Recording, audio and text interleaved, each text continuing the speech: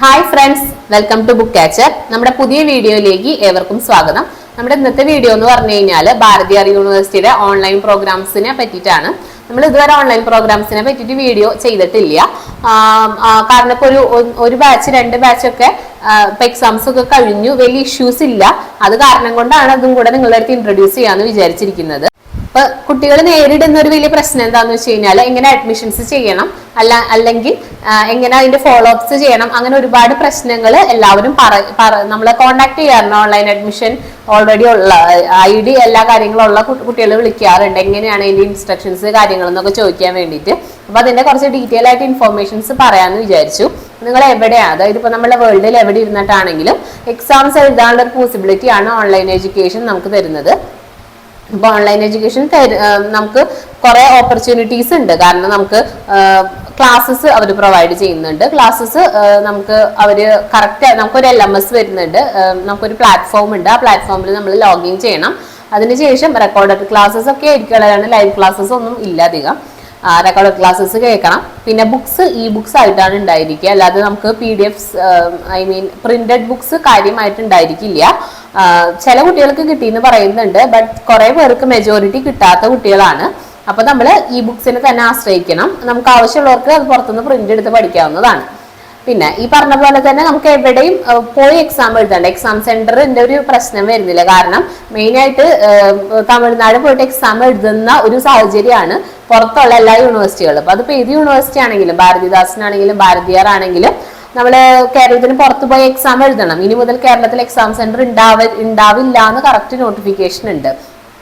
അപ്പോൾ ഈ ഒരു സാഹചര്യത്തിലാണ് ഓൺലൈൻ പ്രോഗ്രാമുകൾക്ക് കൂടുതൽ ഇമ്പോർട്ടൻസ് വരുന്നത്.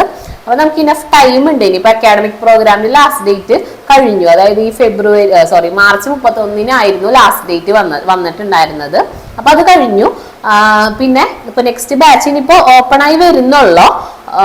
അതിനുശേഷം എക്സാംസ് നമുക്ക് കലണ്ടർ അഡ്മിഷൻസ് എന്നാണ് ഇതിനെ പറയുന്നത്. അപ്പൊ ഒരു ഡിസംബർ ആ ഒരു ടൈമിനാണ് എക്സാംസ്. ഡിസംബർ അല്ലെങ്കിൽ അങ്ങോട്ട് കുറച്ച് കഴിഞ്ഞിട്ടാണ് എക്സാംസ് ഉണ്ടാവുള്ളൂ. അപ്പൊ നമുക്ക് ഇനഫ് ടൈം പഠിക്കാനും എല്ലാ കാര്യങ്ങൾക്കും കിട്ടും. അപ്പോൾ ഓൺലൈനായിട്ട് നിങ്ങൾക്ക് പഠിക്കാൻ അവർ പ്രൊവൈഡ് ചെയ്യുന്ന കോഴ്സുകൾ BBA വരുന്നുണ്ട്, BA ഇംഗ്ലീഷ്, BCom, UGയിൽ ഈ 3 പ്രോഗ്രാംസ് ആണ് വരുന്നത്. പിന്നെ MA English, MA Tamil, MA economics, MA career guidance, MCom finance and accounting, പിന്നെ സാധാരണ MCom വരുന്നുണ്ട്. MBA ഉണ്ട്. MBA ഇപ്പോൾ വേറെ സ്പെഷ്യലൈസേഷൻ അങ്ങനത്തെ ഒരു കൺസെപ്റ്റ് അല്ല. അതിൽ നമുക്ക് എലക്ടീവ്സ് നമുക്ക് ചൂസ് ചെയ്യാൻ പറ്റുന്ന ഒരു ഓപ്ഷനാണ് അവർ പ്രൊവൈഡ് ചെയ്യുന്നത്. പിന്നെ NCA വരുന്നുണ്ട്. അപ്പോൾ ഇതാണ് ഭാരതീയർ യൂണിവേഴ്സിറ്റിയുടെ ഓൺലൈനിൽ അവർ പ്രൊവൈഡ് ചെയ്യുന്ന കോഴ്സുകൾ.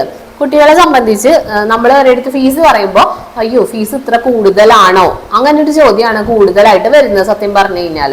കാരണം ഇത് സെമസ്റ്റർ വൈസ് പ്രോഗ്രാംസ് ആണ്, പണ്ടത്തെ പോലെ ഇയർ വൈസ് അല്ല. കുട്ടികൾ മനസ്സിലാക്കേണ്ട ഒരു കാര്യം എന്ന് പറഞ്ഞു കഴിഞ്ഞാൽ ഇയർ വൈസ് പണ്ട് ഇത്ര ഫീസ് ഉണ്ടായിരുന്നില്ല. അതിപ്പോ നമുക്ക് എല്ലാവർക്കും അറിയാം ഇത്ര ഫീസ് ഉണ്ടായിരുന്നില്ല. പക്ഷെ ഇപ്പോഴത്തെ ഒരു സാഹചര്യത്തിൽ സെമസ്റ്റർ വൈസ് ആണ്. പിന്നെ ഓൺലൈൻ പ്രോഗ്രാംസ് നടത്തുമ്പോൾ അതിൻ്റെതായ ഒരു ഫീസ് കൂടുതൽ ചാർജ് ചെയ്യുന്നുണ്ട്. അപ്പൊ പല കുട്ടികളും വിചാരിച്ചിരിക്കുന്നത് നമ്മൾ കൂട്ടി പറയുന്നതാണ്. ലൈക്ക് അങ്ങനെയാണ്. നമ്മൾ എന്തായാലും ചെറിയ രീതിയിൽ ഒരു സർവീസ് ചാർജ് അല്ലെങ്കിൽ ഈ പ്രോസസ്സിംഗ് ചാർജ് വാങ്ങും. ചെറിയ രീതിയിലാണ് വാങ്ങുന്നുള്ളൂ. കാരണം അല്ലാതെ നമുക്ക് മുന്നോട്ട് പോകാനായിട്ട് സാധിക്കില്ല. അപ്പോൾ നമ്മൾ നിങ്ങൾക്ക് ചെയ്തിരുന്ന സർവീസസിനാണ് നമ്മൾ സർവീസ് ചാർജ് ഈടാക്കുന്നത്. നിങ്ങൾക്ക് എല്ലാ അസിസ്റ്റൻസും എക്സാം ഫീ അടയ്ക്കുന്നതിനും എക്സാമിന്റെ ഡേറ്റിനും ടൈം ടേബിളിനും അങ്ങനെ എല്ലാ സംഭവങ്ങൾക്കുമാണ് നമ്മൾ നിങ്ങൾക്ക് ഇൻസ്ട്രക്ഷൻസ് തരുന്നുണ്ട്. അതിനാണ് നമ്മൾ സർവീസ് ചാർജ് വാങ്ങുന്നത്.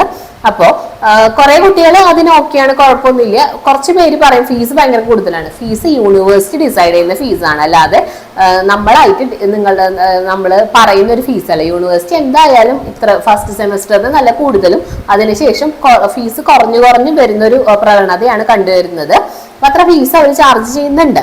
അപ്പോൾ ഇതിനെപ്പറ്റി കൂടുതൽ ഡീറ്റെയിൽസ് അറിയാൻ ഇപ്പൊ എബ്രോഡ് ഉള്ളവരായിരുന്നാലും അല്ലെങ്കിൽ ഇപ്പൊ നാട്ടിൽ വർക്ക് ചെയ്യുന്ന ലീവ് ഒന്നും കിട്ടാത്ത ഓൺലൈനായിട്ട് എക്സാം എഴുതാൻ എന്തായാലും ലീവ് എടുക്കണം, എവിടെയും പോയി തമിഴ്നാടൊന്നും പോയി പരീക്ഷ എഴുതാൻ പറ്റാത്ത കുട്ടികളുണ്ടെന്ന് വെച്ച് കഴിഞ്ഞാൽ അവർക്ക് ഇപ്പോൾ ഈ ഒരു ഓപ്ഷൻ യൂട്ടിലൈസ് ചെയ്യാം. ഇതിന്റെ അപ്രൂവൽസിനെ പറ്റിയിട്ടൊക്കെ യൂണിവേഴ്സിറ്റിയുടെ വെബ്സൈറ്റിൽ കറക്റ്റ് ആയിട്ട് ഇപ്പോൾ DEBD ആണെങ്കിൽ UGCD ആണെങ്കിൽ അപ്രൂവൽസിന്റെ ലിസ്റ്റിൽ നമ്മളെ യൂണിവേഴ്സിറ്റിയുടെ പേരും കാര്യങ്ങളും എല്ലാം കൊടുത്തിട്ടുണ്ട്. കുറെ പേർക്ക് അങ്ങനെ ഒരു കൺഫ്യൂഷൻ ഉണ്ട്, ഇതിന് വാല്യൂ ഇല്ല.